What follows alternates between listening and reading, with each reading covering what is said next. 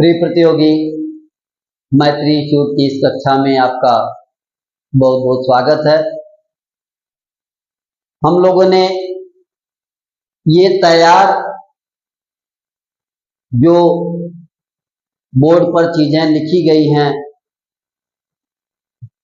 इनके माध्यम से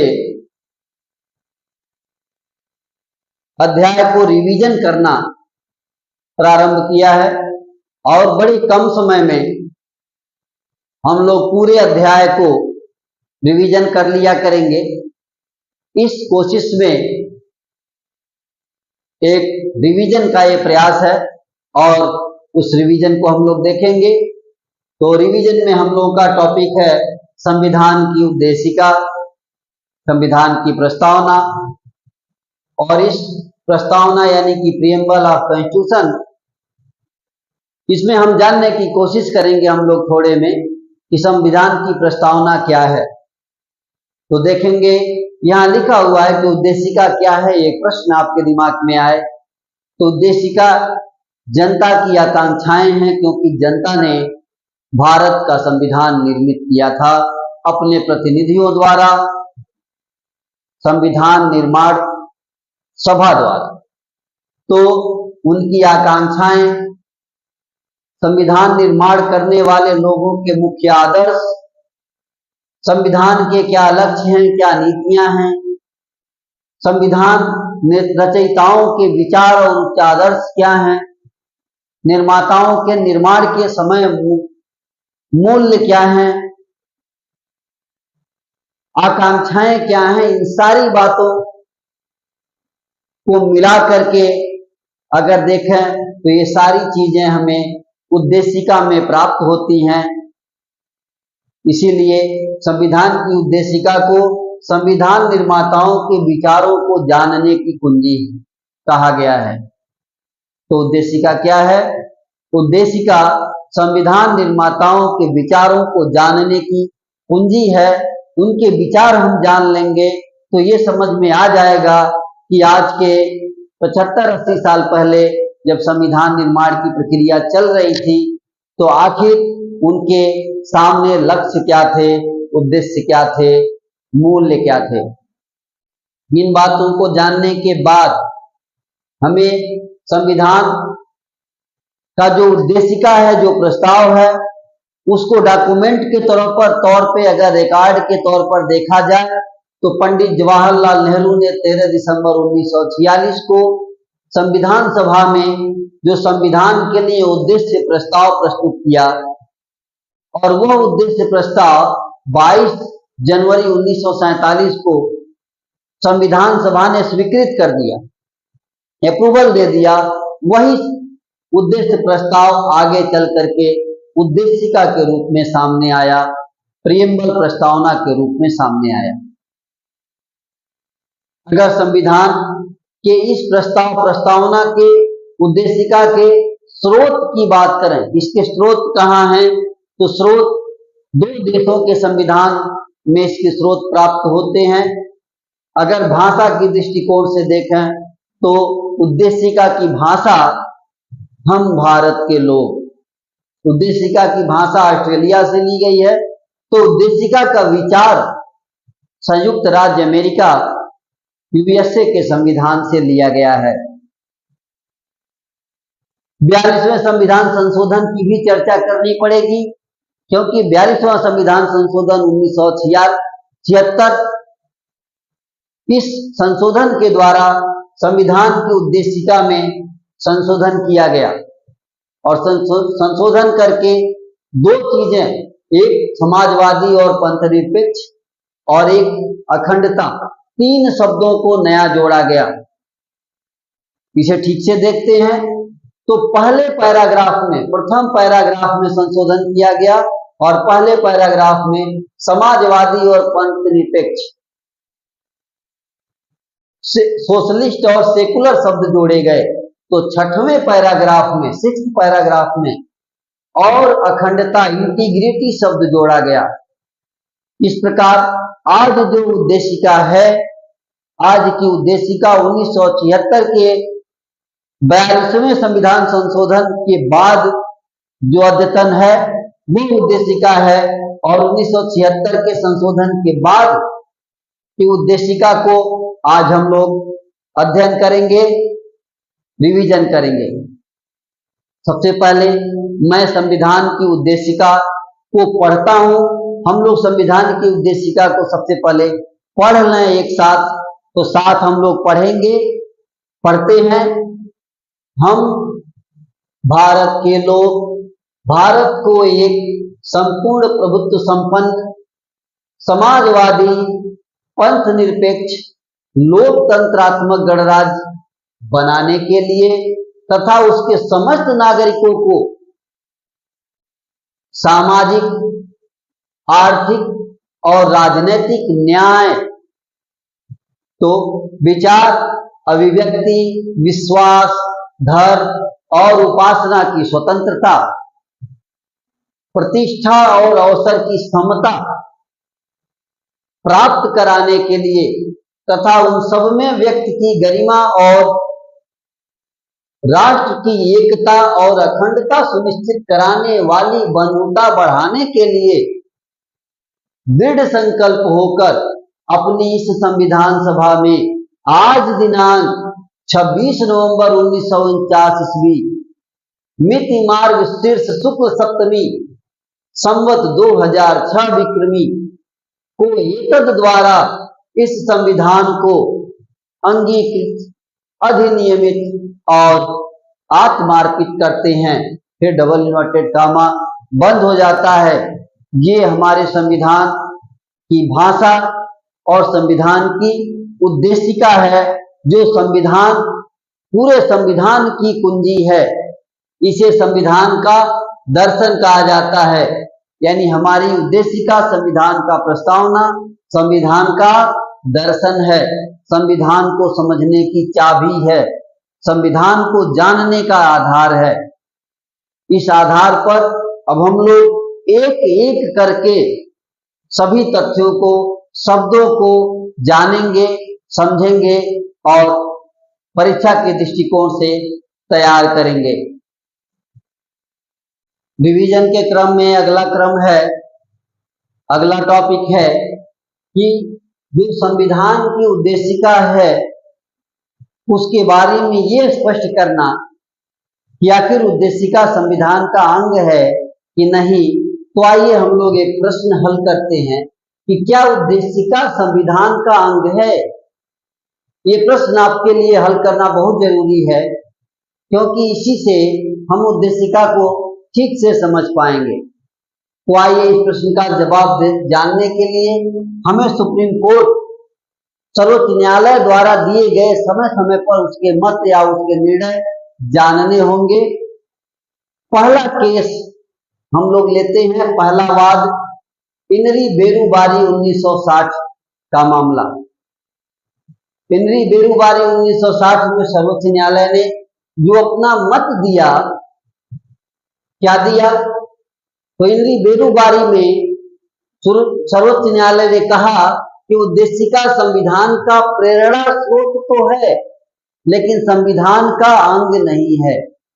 मतलब संविधान का इंस्पिरेशन का सोर्स माना कि हाँ, संविधान को बनाने की प्रेरणा वहां से प्राप्त होती रही, रोशनी वहां से मिलती रही, लेकिन हम इसे संविधान का अंग नहीं मानते। इस केस में सर्वोच्च न्यायालय ने अपना मत व्यक्त किया।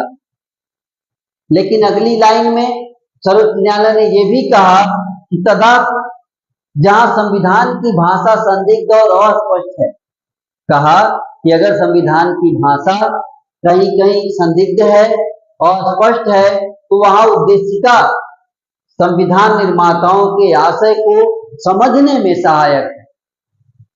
यानी संविधान की उद्देशिका का महत्व तो माना, बस उसे संविधान का अंग स्वीकार नहीं किया।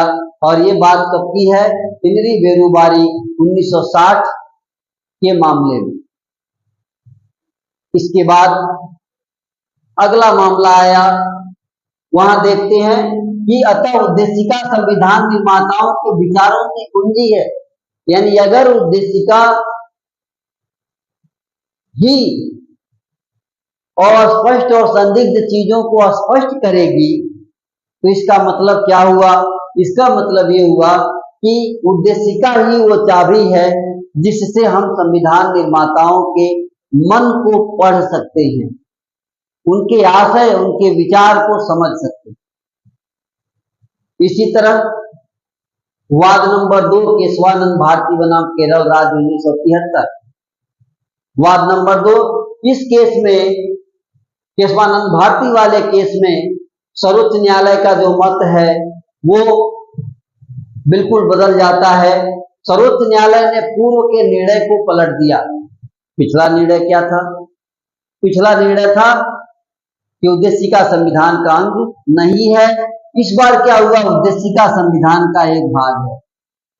अब उद्देशिका संविधान का एक भाग हो गई, और जब भाग हो गई तो उद्देशिका में संशोधन भी हो सकता है। बस सर्वोच्च न्यायालय ने एक शर्त लगाई कि मूल ढांचे को बदल नहीं सकते, यानी मूल ढांचे को बदले बिना आप उद्देशिका में भी संशोधन उसी प्रकार कर सकते हैं जैसे संविधान के अन्य उपबंधों में संशोधन के प्रावधान अनुच्छेद 368 में दिए हुए। उसी प्रकार अगली बात कहा कि संविधान के निर्वचन में इसका महत्वपूर्ण स्थान, यानी यह बात, यह उद्देश्य, यह लाइन, यह मत सर्वोच्च न्यायालय का पिछले मत के जैसा है कि अगर कहीं भाषा अस्पष्ट है, समझने में दिक्कत है, तो हम उद्देशिका का ही सहारा लेंगे। उद्देशिका को न्याय योग्य घोषित नहीं किया, यानी हम उद्देशिका को लेकर कोर्ट नहीं जा सकते। उद्देशिका में लिखी बातों के लिए हम कोई दावा कोर्ट में नहीं कर सकते। यह बात सुप्रीम कोर्ट ने केशवानंद भारती बनाम केरल राज्य में निर्णय किया। इसके बाद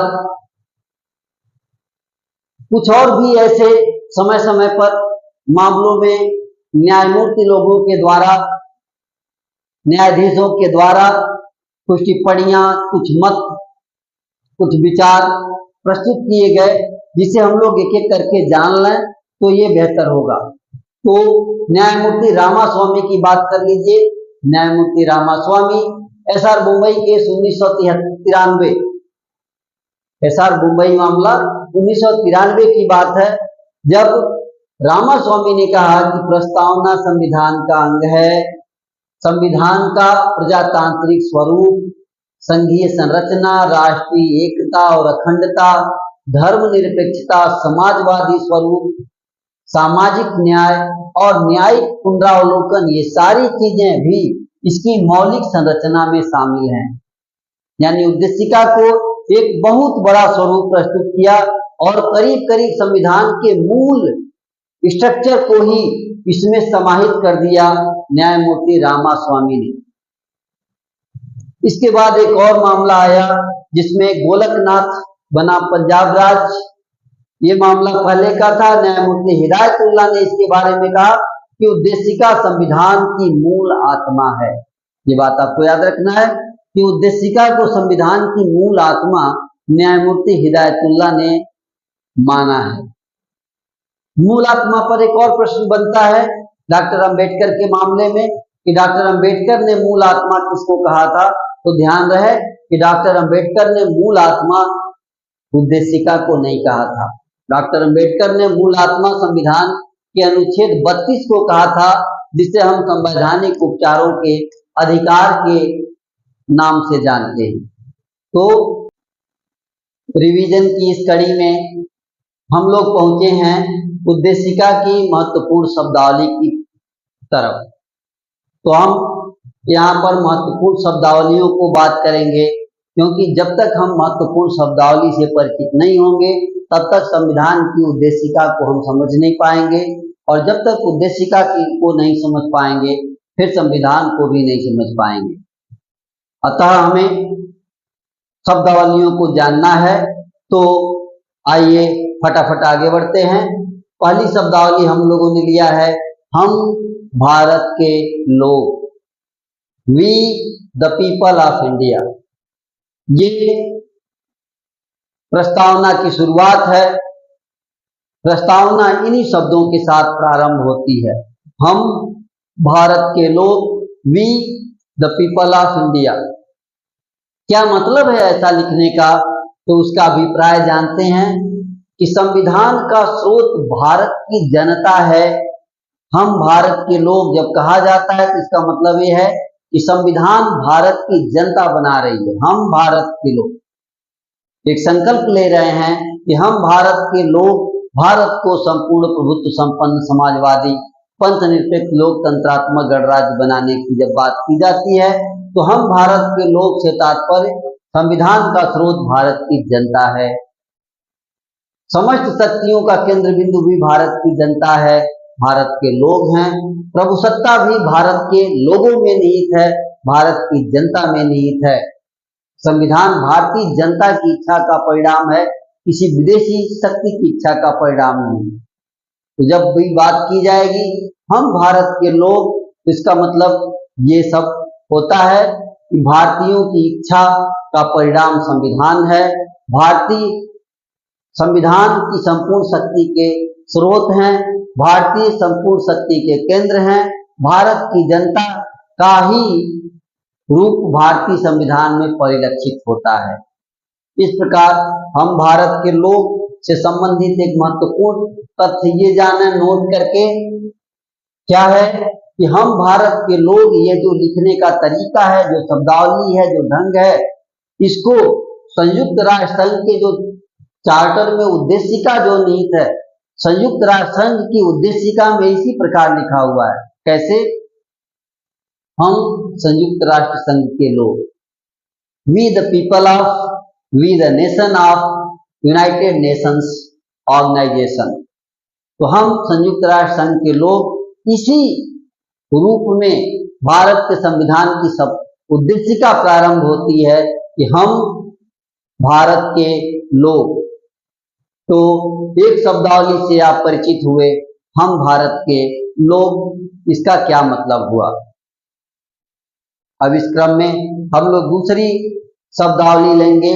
दूसरी शब्दावली है संपूर्ण प्रभुत्व संपन्न। अंग्रेजी में इसे सॉवरेन बोलते हैं। सॉवरेन अर्थात संप्रभुता, सॉवरेंटी। तो ये सॉवरेन होना क्या है, संप्रभु होना क्या है, इसका अभिप्राय हम जानेंगे। संप्रभु होने का मतलब है कि हमारे ऊपर कोई मालिक नहीं है, अर्थात भारतीय जनता अपनी स्वयं की मालिक है। भारतीय जनता अब किसी के अधीन नहीं है, हमने अधीनता त्याग दी है, हम पूर्ण स्वतंत्र हैं। अर्थात भारत अपने आंतरिक और बाह्य मामले में किसी विदेशी शक्ति या सत्ता की अधीनता नहीं स्वीकार करता। भारत सभी विदेशी और आंतरिक मामलों का निर्णय स्वयं लेता है। इसी प्रकार विदेश नीति किसी के अधीन नहीं है, विदेश नीति भी भारत की अपनी है। किसी राष्ट्र के साथ मित्रता या संधि की शक्ति, ये शक्ति भी भारतीयों में निहित है। प्रभुसत्ता भी भारत की जनता में है, भारत की जनता ही संप्रभु है, मालिक है, स्वयं की मालिक है। उसी तरह से एक शब्द जो कई बार भारत की संप्रभुता पर प्रश्न चिन्ह लगाने के लिए प्रयोग किया जाता है, तो आप इसे जान लें कि ये शब्द जिसे राष्ट्रकुल कहते हैं, राष्ट्रकुल, राष्ट्रकुल जिसे अंग्रेजी में कॉमनवेल्थ कहते हैं, राष्ट्रकुल का तात्पर्य है ऐसे देशों का संगठन जो कभी न कभी ब्रिटिश साम्राज्य के उपनिवेश रहे हों। यद्यपि बाद में कई ऐसे राष्ट्र भी इसमें सम्मिलित हुए जो कभी ब्रिटिश उपनिवेश में नहीं रहे। और भारत ने अगर राष्ट्रकुल की सदस्यता ली है तो भारत के द्वारा ली गई राष्ट्रकुल की सदस्यता स्वैच्छिक है, न कि किसी दबाव का परिणाम। इसलिए भारत का राष्ट्रकुल का सदस्य होना कहीं से भी भारत की संप्रभुता को कमतर नहीं करता। अर्थात भारत राष्ट्रकुल का सदस्य होते हुए भी संप्रभु है, सॉवरेन है। संप्रभुता के बाद एक और शब्द हम लेंगे, अगला शब्द है समाजवादी। समाजवादी, सोशलिस्ट, अंग्रेजी में कहेंगे सोशलिस्ट। यह शब्द मूल संविधान की उद्देशिका में नहीं था।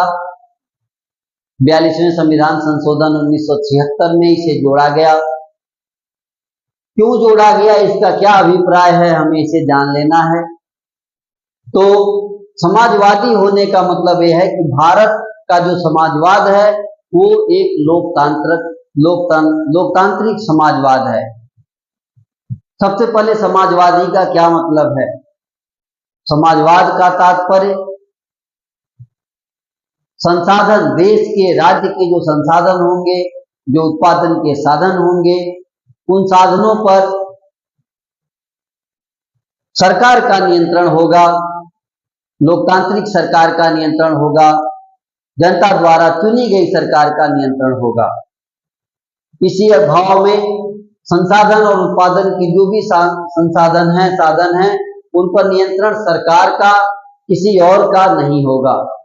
ये भारतीय समाजवाद कहता है। नियंत्रण भी ज्यादा नहीं होगा। ध्यान रहे कि जो उत्पादन के साधन होते हैं उन पर नियंत्रण अगर सरकार ने बहुत कस करके लगा दिया तो ये समाजवाद न हो के साम्यवाद हो जाएगा। भारत में समाजवाद पंडित जवाहरलाल नेहरू की अवधारणा पर आधारित समाजवाद है, जिसका तात्पर्य है कि भारतीय समाजवाद जो है वो समाजवाद और साम्यवाद दोनों का बीच का रूप, यानी बीच की व्यवस्था है, जिसे मिश्रित व्यवस्था के रूप में जाना गया। यह नेहरू की अवधारणा है कि मिश्रित व्यवस्था, न पूरी तरह से समाजवाद न पूरी तरह से साम्यवाद, बीच का रास्ता मिश्रित व्यवस्था। इस व्यवस्था का खास संबंध आर्थिक व्यवस्था से है। इस व्यवस्था का संबंध खास तौर से आर्थिक न्याय से है, आर्थिक न्याय की स्थापना से है। कैसे?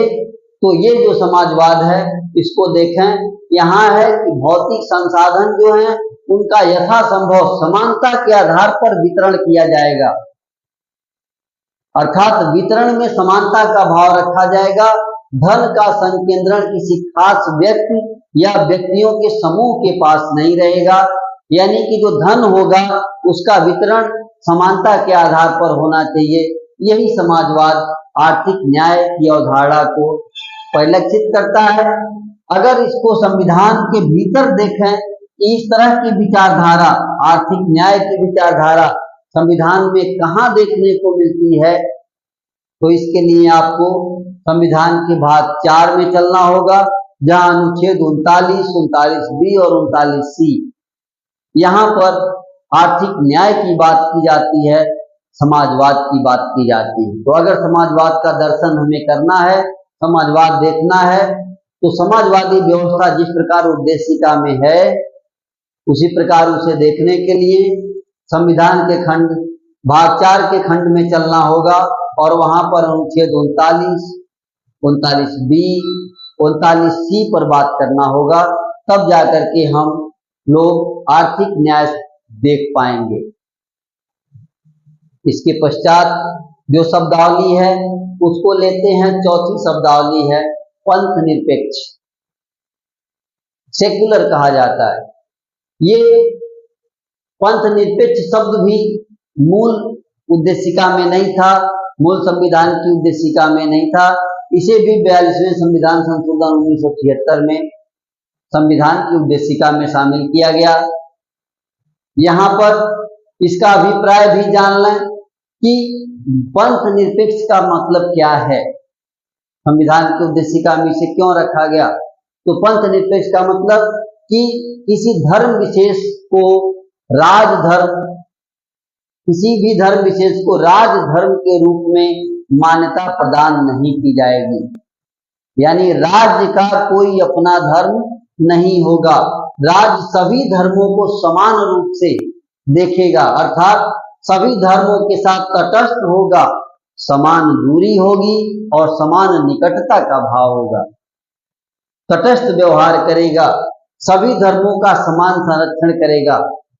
और साथ ही धर्म जो है, भारत में धर्म वैयक्तिक मामला होगा, पर्सनल मामला होगा, निजी मामला होगा, यह राज्य का मामला नहीं है।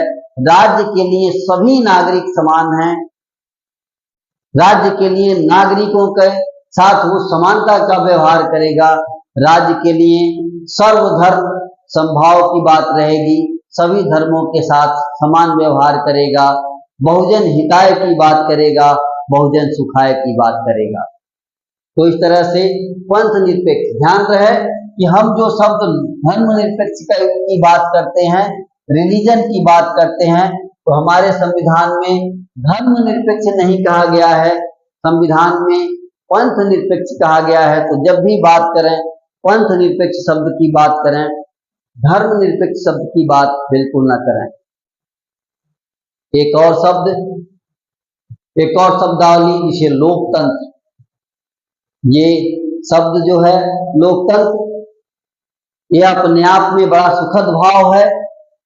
और लोकतंत्र का मतलब अगर देखें तो बहुत साफ साफ कहेंगे कि लोकतंत्र अर्थात लोगों का तंत्र, लोगों की व्यवस्था, जनता का शासन, जनता की व्यवस्था, जनता द्वारा बनाई गई, अपने लिए निर्मित की गई व्यवस्था, ये है लोकतंत्र। अब्राहम लिंकन की अगर परिभाषा से देखें तो जानेंगे कि लोकतंत्रात्मक शासन कैसा होगा। तो लोकतंत्रात्मक शासन जनता का शासन होगा, जनता के लिए शासन होगा, जनता के द्वारा शासन होगा, यानी इस प्रकार की स्थापित व्यवस्था ही लोकतंत्र है, ऐसा अब्राहम लिंकन की लोकप्रिय परिभाषा से पता चलता है। भारतीय लोकतंत्र को निर्वाचित प्रतिनिधियों द्वारा शासन व्यवस्था के रूप में जाना जाता है। भारत का लोकतंत्र किस प्रकार का लोकतंत्र है? तो निर्वाचित प्रतिनिधियों द्वारा शासन व्यवस्था वाला लोकतंत्र।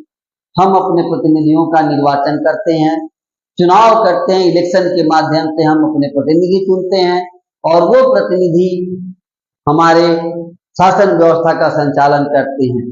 इस प्रकार ये जो प्रतिनिधियों के चुनाव के माध्यम से जो शासन चल रहा है, इसी को प्रतिनिधित्व प्रणाली कहते हैं या अप्रत्यक्ष लोकतांत्रिक प्रणाली कहते हैं। तो भारत की जो व्यवस्था है वो अप्रत्यक्ष लोकतांत्रिक प्रणाली है, प्रतिनिधित्व प्रणाली है, और इसी प्रणाली में भारतीय शासन व्यवस्था का संचालन है।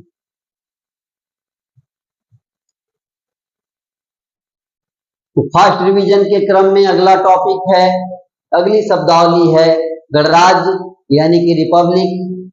हमें ये जानना है कि गणराज्य का क्या मतलब है। यद्यपि शब्द से गणराज्य जनता का राज्य, लेकिन ये बात तो हमें लोकतंत्र में भी देखने को मिल रहा था कि लोकतंत्र मतलब लोगों का तंत्र। गणराज्य कुछ मायने में भिन्न है, उसे हम देखेंगे कि गणराज्य का अभिप्राय क्या होता है। तो गणराज्य का अभिप्राय, अगर भारत गणराज्य है तो इसका मतलब ये है कि भारत का सर्वोच्च पद अर्थात भारत का राष्ट्राध्यक्ष, राष्ट्रपति, वह निर्वाचित व्यक्ति होगा, वंशानुगत व्यक्ति नहीं होगा। तो सर्वोच्च पद निर्वाचन के माध्यम से भरा जाएगा, निर्वाचन के माध्यम से उस पर व्यक्ति को सुशोभित किया जाएगा। ये आशय है गणराज्य होने का, रिपब्लिक होने का। सभी नागरिक समान होंगे, गणराज्य का अगला मतलब सभी नागरिक समान होंगे। गणराज्य में प्रत्येक नागरिक को किसी भी लोक पद पर, कोई भी लोक पद, चाहे वो चपरासी से लेके आईएएस तक का पद हो, किसी भी लोक पद पर प्रत्येक नागरिक को नियुक्त होने का अधिकार है। ये है गणराज्य का तात्पर्य। तो गणराज्य में प्रत्येक नागरिक की सुरक्षा, प्रत्येक नागरिक के अधिकार, प्रत्येक नागरिक के कर्तव्य, प्रत्येक नागरिक के लिए सारी चीजें, अर्थात पूरी तरह से एक लोक कल्याणकारी राज्य का भाव व्यक्त किया गया है, जिसे बहुजन हिताय और बहुजन सुखाय के रूप में या इस दर्शन के रूप में आप देख सकते हैं। तो गणराज्य का मतलब हमने जाना। गणराज्य के बाद उद्देशिका के अंदर कुछ और शब्द हैं, जैसे संकल्प। हमारी उद्देशिका में संविधान की प्रस्तावना के भीतर नागरिकों को देने का कुछ संकल्प पारित किया गया कि हम कौन से संकल्प नागरिकों को दे रहे हैं। ऐसा संकल्प लिया गया कि नागरिकों को हम क्या क्या देंगे। तो नागरिकों को न्याय देने का संकल्प, नागरिकों को स्वतंत्रता देने का संकल्प, नागरिकों को समता का अधिकार देने का संकल्प व्यक्त किया गया। इन संकल्पों में भी न्याय 3 प्रकार का है, सामाजिक न्याय, आर्थिक न्याय और राजनैतिक न्याय। ये सारे प्रश्न पूछे भी गए हैं। कितने प्रकार का न्याय? सामाजिक, आर्थिक, राजनैतिक, 3 प्रकार का न्याय। तो स्वतंत्रता कितने प्रकार की? 5 प्रकार की स्वतंत्रता, 5 प्रकार की। विचार की स्वतंत्रता, अभिव्यक्ति की स्वतंत्रता, विश्वास की स्वतंत्रता, धर्म की स्वतंत्रता और उपासना की स्वतंत्रता। 5 स्वतंत्रता का संकल्प व्यक्त किया गया है। उसी तरह समता जो देने का संकल्प है, तो 2 प्रकार की समता है, प्रतिष्ठा की समता, अवसर की समता। तो हमारे संविधान की उद्देशिका में जो संकल्प व्यक्त किए गए हैं 3 चीजों को देने का, उसे आपने देखा कि न्याय का संकल्प, स्वतंत्रता का संकल्प और समानता का संकल्प। इससे आगे बढ़ें तो कुछ अन्य संकल्प भी हैं कि नागरिकों में बंधुता का भाव, फ्रेटर्निटी का भाव बढ़ाएंगे, नागरिकों में राष्ट्र की एकता, यूनिटी का भाव, नागरिकों में अखंडता का भाव, इंटीग्रिटी का भाव आएगा। तो इस तरह से ये 3 और संकल्प हैं जो नागरिकों में लानी है, बंधुता, राष्ट्र की एकता और अखंडता। हम लोग संविधान के पहले, संविधान की उद्देशिका के प्रारंभ में 2 शब्दों को, जिसमें समाजवादी और पंथ निरपेक्ष, इनके बारे में नोट किए हैं कि ये 2 शब्द 42वें संविधान संशोधन 1976 में जोड़े गए। मूल संविधान की उद्देशिका में ये शब्द नहीं थे। तो ठीक उसी तरह तीसरा शब्द भी 42वें संविधान संशोधन 1976 में ही जोड़े गए, ये भी मूल संविधान की उद्देशिका में नहीं थे। तो अखंडता शब्द को, इंटीग्रिटी शब्द को, यही वो तीसरा शब्द है जो संविधान के प्रथम, संविधान की उद्देशिका का जो भाग है उसके 6ठे पैराग्राफ में इसे रखा गया। अंत में और कौन से शब्द शब्दावली के रह गए हैं? तो तिथि, जिस तिथि को संविधान को स्वीकार किया गया वो तिथि है 26 नवंबर 1949। तो 26 नवंबर 1949, वो 26 नवंबर के दिन ही संविधान को क्या कर लिया गया? तो अंगीकृत कर लिया गया, अधिनियमित कर लिया गया, आत्मार्पित कर लिया गया। इसीलिए यह तिथि 26 नवंबर हर वर्ष विधि दिवस के रूप में मनाई जाती है। विधि दिवस, ये 3 शब्द जो अंगीकृत किया गया, अंगीकृत जिसे अडॉप्ट करना कहते हैं, यानी हमने संविधान को, भारत की जनता ने संविधान को स्वीकार कर लिया, अंगीकरण कर लिया। अधिनियमित कर लिया मतलब उसको इनेक्ट कर दिया, संविधान को लागू कर दिया।